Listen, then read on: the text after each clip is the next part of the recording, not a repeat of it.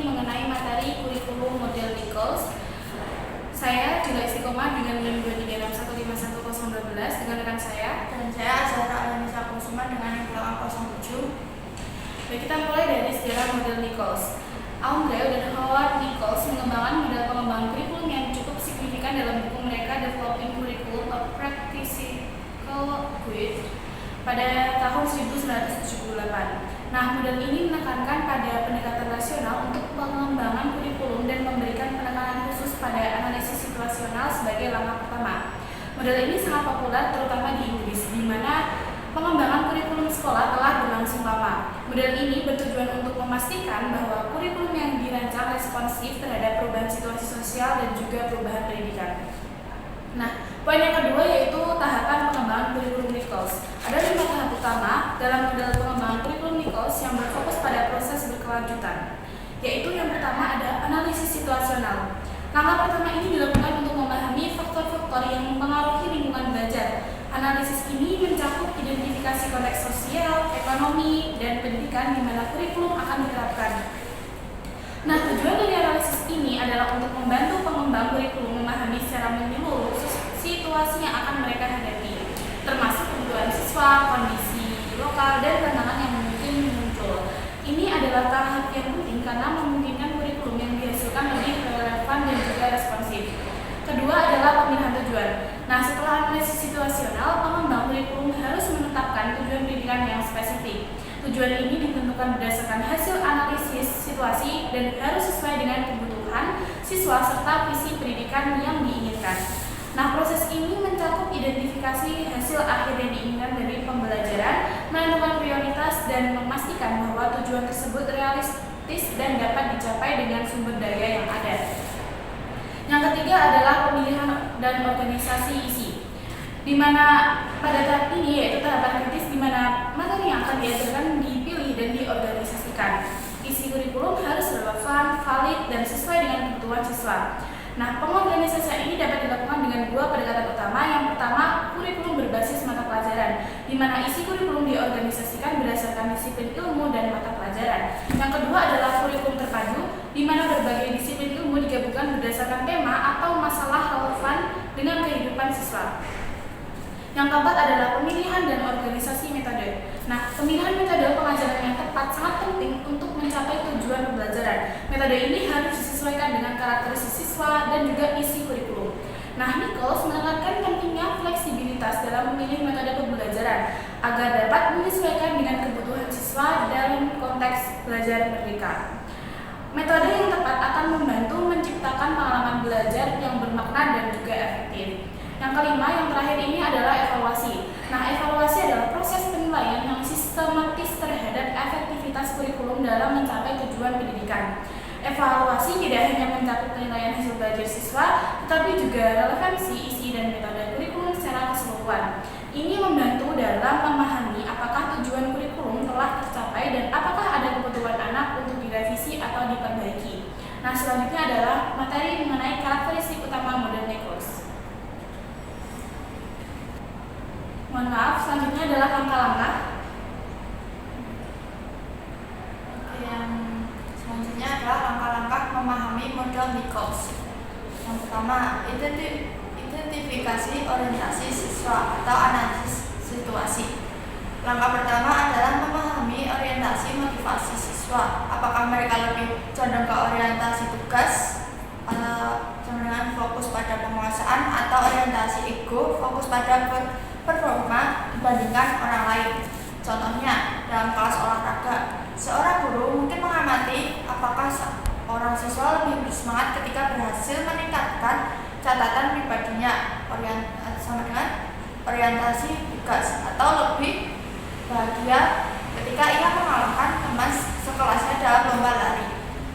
Yang kedua adalah desain pembelajaran yang mendorong orientasi tugas, pemilihan dan berorganisasi metode. Untuk meningkatkan motivasi dan pembelajaran jangka panjang, pendidik dapat membuat lingkungan yang mendorong orientasi tugas. Fokuskan pada penguasaan keterampilan dan kemajuan individu.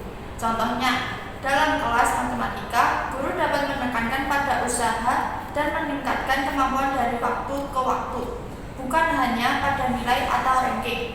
Yang ketiga, fokus pada proses, bukan hasil, pemilihan pengorganisasian, konten, dan metode. Ajarkan siswa bahwa kegagalan adalah bagian dari proses belajar dan bahwa usaha mereka penting. Ini membantu menciptakan mentalitas berkembang atau grow mindset yang sesuai dengan orientasi tugas. Contohnya, seorang pelatih bola basket mungkin memberi ujian pada siswa karena usaha dan ketekunan mereka dalam berlatih, daripada hanya menekankan kemenangan dalam pertandingan. Yang keempat, buat penilaian yang menekankan pengembangan diri atau evaluasi. Sistem evaluasi atau penilaian bisa dirancang untuk menghargai usaha, meningkatkan dan partisipasi daripada semata-mata hasil akhir atau perbandingan dengan orang lain. Contohnya, dalam proyek sains, seorang guru bisa memberikan penghargaan untuk kreativitas, pemahaman, dan keterlibatan aktif dalam proyek. Contohnya aktif dalam proyek daripada hanya menilai berdasarkan hasil proyek. Yang kelima, ciptakan lingkungan belajar yang kolaboratif atau pemilihan dan berorganisasi metode.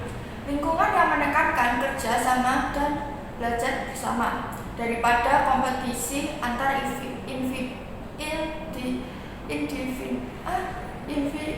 individu.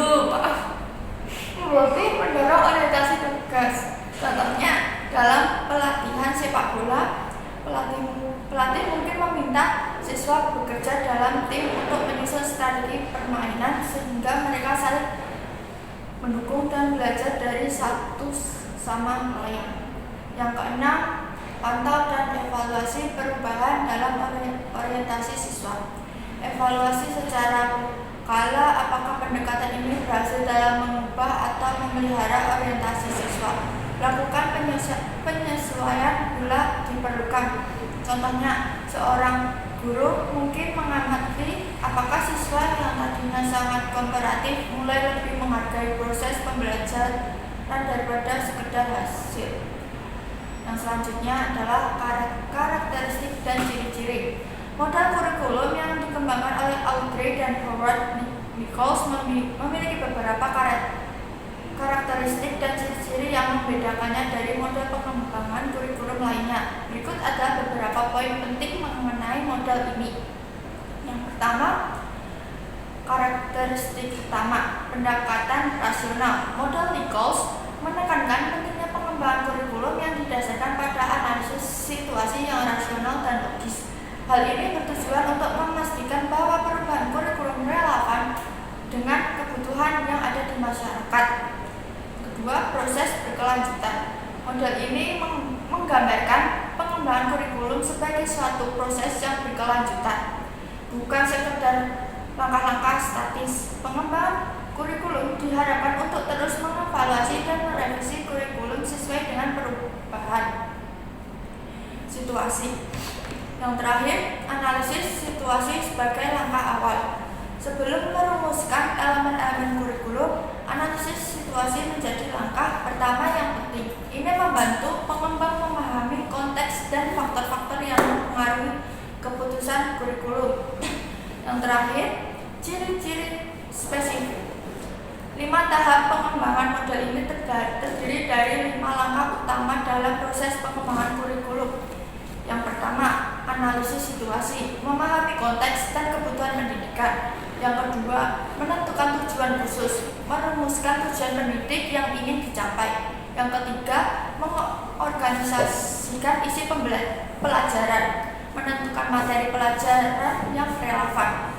Yang keempat, mengorganisasikan metode, memilih metode pengajaran yang sesuai. Yang kelima, melakukan evaluasi terhadap efektivitas kurikulum. Fleksibilitas dalam implementasi model Nichols memungkinkan adanya fleksibilitas dalam implementasi sehingga dapat disesuaikan dengan kondisi dan kebutuhan lokal. Terus partisipasi stakeholder. Model ini mendorong keterlibatan berbagai pihak dalam proses pengembangan kurikulum, termasuk guru, siswa, dan masyarakat, untuk memastikan bahwa kurikulum yang dihasilkan relevan dan aplikatif. Model Nichols menjadi salah satu pendekatan penting dalam pengembangan kurikulum modern, memberikan kerangka kerja yang sistematis untuk merespon dinamika pendidik yang terus berubah. Yang terakhir adalah kelebihan dan kekurangan. Selanjutnya yaitu kelebihan dan kekurangan. Nah, jadi model Nichols ini digunakan dalam model siklus yang mana masing-masing komponennya tentu saling berhubung atau tidak dapat dipisahkan. Nah, model siklus memiliki beberapa kelebihan dan juga kekurangan. Adapun kelebihan dari kedua model kurikulum ini adalah yang satu yaitu memiliki struktur logis kurikulum yang dikembangkannya. Kelebihan yang kedua, dengan menerapkan analisis situasional pada titik permulaan dapat memberikan dasar sehingga tujuan-tujuan yang lebih efektif mungkin dikembangkan. Yang ketiga, melihat berbagai elemen kurikulum sebagai alat yang terus-menerus sehingga dapat menanggulangi situasi-situasi baru dan mempunyai konsekuensi untuk bereaksi terhadap perubahan situasi. Nah, sedangkan kelemahan dari model ini adalah membutuhkan banyak waktu untuk menganalisis situasi belajar. Melihat kondisi juga bahwa kebanyakan pendidik lebih suka mengandalkan intuisi daripada menggunakan basis data yang sistematis dan sesuai dengan situasi. Baik, sekian dari kelompok kami. Apabila ada salah kami mohon maaf. Wassalamualaikum warahmatullahi wabarakatuh.